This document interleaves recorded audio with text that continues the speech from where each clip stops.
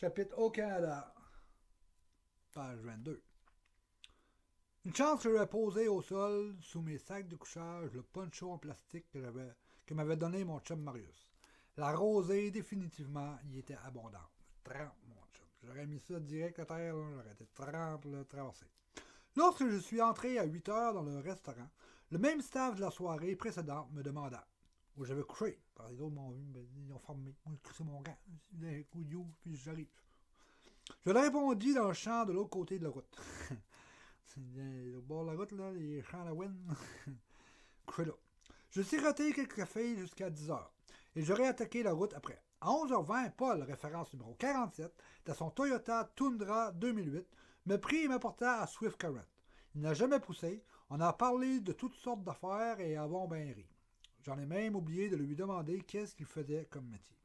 Lorsqu'il m'a débarqué au McDo à Swift Current, il m'a dit de regarder sa plaque d'immatriculation pour voir ce qui était écrit. Eh bien, il était inscrit 0000000. Donc 1, 2, 3, 4, 5, 6, 7. 7 zéros en ligne. Il ne me manquait que 50 cents pour m'offrir le petit café et muffin. Alors je lui demandai si je pouvais y bomber cette somme. Je pouvais bomber 50 cents.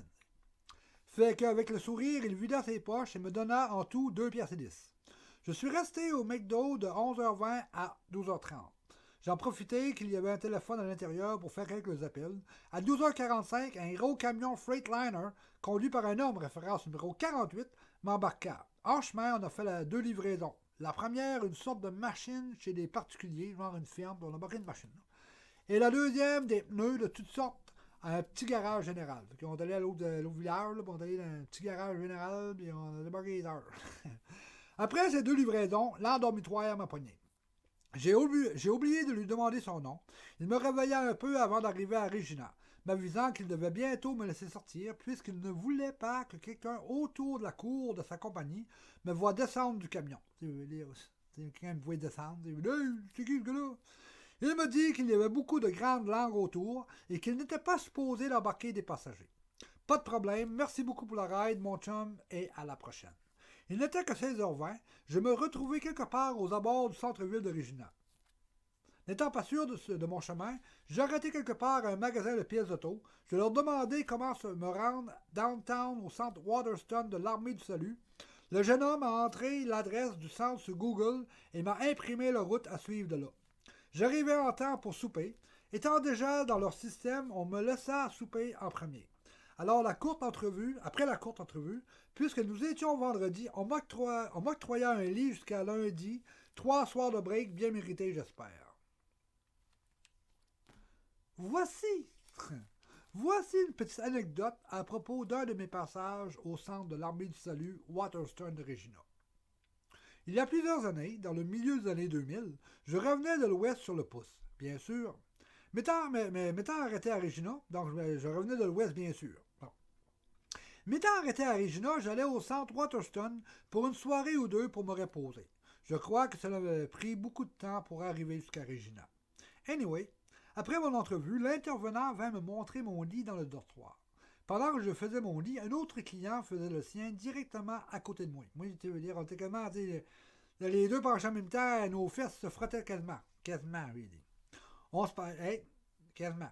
On se parlait un peu. Lorsqu'il apprit que je me dirigeais jusqu'au Québec, il me regarda et me conta son histoire. Il habitait à Oshawa, à l'est de Toronto. Il s'était disputé avec sa femme 4 jours avant. Voulant empêcher la dispute de dégénérer en quelque chose de plus grave que juste des mots, alors il crissa son camp sur le pouce. Mais une fois arrivé à Regina, il eut des remords de conscience. Il commençait à dire ouais, c'est vrai, j'aurais pas dû partir. En tout cas, il alla donc au bureau de l'assistance sociale pour expliquer son cas. La travailleuse sociale, compréhensive, lui donna un bon d'achat garanti pour un billet d'autobus Greyhound, aller seulement Regina-Oshawa. Le pauvre gars se dirigea au terminus d'autobus et se procura son billet. Joyeusement, mais un peu penaud, il appela sa femme. Il est joyeux, il est content, il va appeler sa femme pareil. Il parlera pas trop fort, m'excuse chérie. En tout cas, lorsqu'elle répondit à l'autre bout du téléphone et qu'elle apprit qu'il voulait revenir à la maison, elle lui dit ceci. I don't want to see your fucking face anymore. Traduction. Je ne veux plus jamais voir ta crise de face. Alors il sortit d'une de ses poches de manteau un beau billet d'autobus Greyhound flambant neuf, Regina, Oshawa, sans nom. Pas de nom. Hein, c'est marqué Regina, Oshawa. C'est là. Il me dit, There you go, buddy. Traduction. Ben voilà, mon chum. J'ai essayé de lui dire que je n'avais pas assez d'argent à lui donner pour compenser pour le billet. Il s'en calissait. Le lendemain, j'ai pris l'autobus pour Toronto. J'avais un peu d'argent, assez pour me payer de quoi bouffer de temps en temps. J'arrivais à Toronto en après-midi. J'allais m'inscrire au centre de l'armée du salut Gateway pour la soirée. Après le souper, j'allais voir la soirée de la remise des prix de Much Music. Si t'arrives, wouhou, c'est parti de Much Music dehors. Tu vas y aller? 1 heure dans le show, à même pas 50 pieds de moins, dans un couloir vitré se produisaient les Beastie Boys. Après le show, je retournais au Gateway. Au matin, je retournais au terminus d'autobus pour aller à Oshawa. Assis dehors avant le départ, il me restait comme, je sais pas moi, 25 minutes, une demi-heure, là, un vieux me fit fumer du pot médical. OK. Après cette histoire de billet d'autobus gratuit et du pauvre homme qui me l'a donné, revenons à Regina, fin de semaine du 21 au 24 novembre 2014. La fin de semaine s'est déroulée sans événement digne de mention. Biblio et le centre Waterston. Le lundi matin, de retour sur la route. Mais pour revenir sur l'autoroute, je dois marcher plus d'1 heure ou prendre l'autobus de ville, mais j'en ai pas vraiment les moyens. Alors, on marche. Ce n'est pas la première fois que je fais du pouce de là. À travers le Canada, je connais pas mal mes spots.